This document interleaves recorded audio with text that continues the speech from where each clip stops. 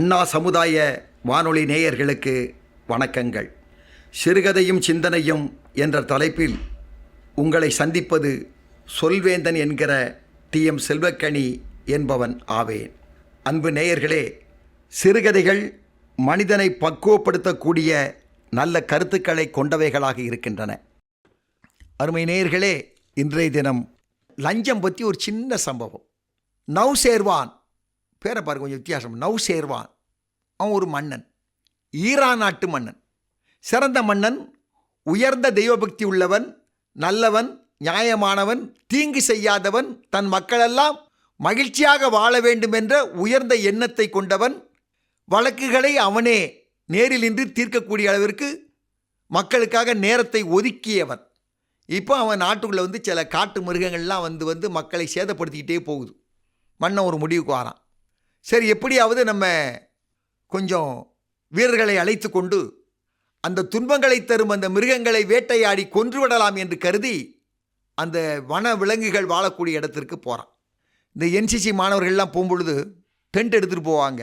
Rock கிளம்பிங்கன்னா அந்த பாறைக்கு கீழே ஒரு டென்ட் அடிப்பாங்க. ட்ரைனிங் நடந்துக்கிட்டே இருக்கும். டயர்டானோன்னு அப்புறம் டென்ட்டில் வந்து உட்காந்துக்கிடுவாங்க. மத்தியானம் சாப்பாடு கிடைக்கும். கொஞ்ச நேரம் உட்காந்து திரும்ப ட்ரைனிங் போவாங்க. இது ராக் கிளம்பிங் ட்ரைனிங்க்கு இதே மாதிரி டென்ட் அடிப்பாங்க. துப்பாக்கி சுடுற பயிற்சி போனாலும் டென்ட் அடிப்பாங்க. இதை போல் இந்த மன்னன் இந்த மிருகங்களை வேட்டையாடுகின்ற பொழுது கொஞ்சம் இளைப்பாடுறதுக்காக ஒரு டென்ட் போட்டிருக்காங்க. சமையல்காரங்கள்லாம் கூட்டிகிட்டு வந்திருக்காங்க. இப்போது வேட்டையாடிய மன்னனுக்கு இளைப்பாறணும், கொஞ்சம் டென்ட்டுக்கு வந்துட்டார். தன்னுடைய வீரர்களோடு வந்தார். டென்ட்டில் கொஞ்சம் ரெஸ்ட் எடுத்துக்கிட்டு இருக்காரு. சமையல்காரரை கூப்பிடுதாரு. தலைமை சமையல்காரன் வர்றான். என்னப்பா மதிய சாப்பாடெலாம் ரெடி ஆகிட்டாரு கேட்குறாரு. சமையல்காரன் ரெடி ஆகிட்டுன்னு சொல்கிறான். அப்போ மன்னர் சொல்கிறான், அப்போ வாங்க எல்லோரும் சாப்பிடலாமே அப்படிங்கார்.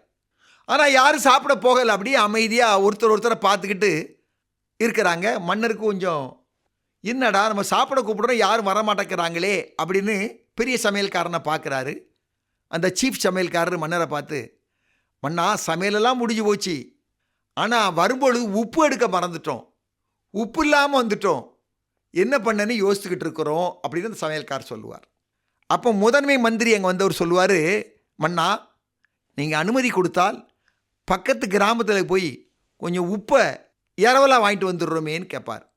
மன்னன் சிரிப்பார், வேண்டாம் அப்படிம்பார். உப்பு வாங்குவது கூட அந்த மன்னனுக்கு லஞ்சமாக தோன்றி இருக்கிறது. வேண்டாம்னு சொல்லிடுவார். உப்பு இல்லாமலே எல்லோரும் சாப்பிடுவோம், இன்றைக்கு வாங்க எல்லோரும் சாப்பிடலாம் அப்படிம்பார். அந்த உப்பு இல்லாமல் அன்றைய தினம் அந்த மன்னர் தன்னுடைய வீரர்களோடு உணவு அருந்தினார் என்று அவருடைய வரலாறு சொல்லுகிறது. ஒரு உப்பை கூட தான் வாங்கினால் அது லஞ்சமாக கருதப்படுமோ என்று கருதிய மன்னன் அந்த மன்னன். அருமை நேயர்களே, ஒரு சம்பவத்தை சொல்கிறேன். 40 ஆண்டுகளுக்கு முன்னால் வந்த சம்பவம். ஒரு அதிகாரியுடைய மனைவி தன் கணவருக்கு கீழே வேலை பார்ப்பவரை அழைத்து, அதோ எதிர்த்தோட்டத்தில் வாழைக்காய் அறுத்து கொண்டிருக்கிறார்கள், இன்றைக்கு சமைப்பதற்கு 2 காய் வாங்கி வாருங்கள் என்று அனுப்புகிறார். அந்த பெண்மணி வாழைத்தோட்டத்திற்கு சென்ற சின்ன அதிகாரி அங்கு சென்று என்ன கேட்கிறார் என்று சொன்னால், அதிகாரி ஒரு வாழைத்தாரையே கேட்டார் என வாங்குகிறார். இந்த அம்மையார் கேட்டது 2 வாழைக்காய் தான். ஆனால் அந்த சின்ன அதிகாரி வாங்கியதோ ஒரு தார். 2 வாழைக்காயை இந்த அதிகாரி வீட்டில் கொடுத்து விட்டு மீது வாழைக்காயை விற்று அவர் பணமாக்கினார். இது ஒரு செய்தி. மேலிடத்தில் இருப்பவன் சின்ன லஞ்சம் வாங்கினால் அவருக்கு கீழே இருப்பவன் எவ்வளவு பெரிய லஞ்சம் வாங்குகிறான் என்ற இந்த செய்தி தான் அதை உணர்த்துகிறது. அருமை நேயர்களே, அதிகாரமும் லஞ்சமும் பெருக்கெடுத்து போனால் அது சமுதாய கேடாக முடியும். அதிகாரமும் லஞ்சமும் அதிகமாக தலைவிரித்து ஆடினால் அது பெரிய பாவத்தில் சென்று அடையும். அருமை நேயர்களே, இன்னொரு சம்பவம். ஒரு பெரிய ஊரில் ஒரு அதிகாரி ஆணையிடுகிறார், கடைத்தெருவுக்கு செல்லுங்கள், அங்கே நிழலுக்கு பந்தலிட்டு மக்கள் நடக்க விடாமல் செய்திருக்கிறார்கள், அந்த பந்தலை எல்லாம் அகற்றி விடுங்கள் என்று ஆணையிடுகிறார். ஆனால் சென்ற சிப்பந்திகள் என்ன செய்தார்கள் என்று சொன்னால், அந்த பந்தலை மட்டும் பிரிக்கவில்லை, தனக்கு வேண்டாதவர்களுடைய கடையும் இடித்து போட்டார்கள். இதுவும் 30 ஆண்டுகளுக்கு முன்னால் வந்த செய்தி தான். எனவே அதிகாரமும் லஞ்சமும் அது ஒரு தேசத்திற்கு அழிவுதான் என்பதை இந்த சம்பவம் நமக்கு சொல்லுகிறது. உயரத்தில் இருக்கிறவர்கள் தப்பு செய்தால் சமுதாயம் கெட்டுவிடும். ஒரு வீடு உயர்ந்த கூரையில் நடுவத்தியில் ஓட்டை விழுந்தால் பெய்கின்ற மழையெல்லாம் வீட்டை சேதமாக்கிவிடும். எனவே அருமை நேயர்களே, உயர்ந்த பதவியில் இருப்பவர்கள் உயர்ந்த எண்ணத்தை உடையவர்களாக இருக்க வேண்டும் என கேட்டு விடைபெறுகிறேன்.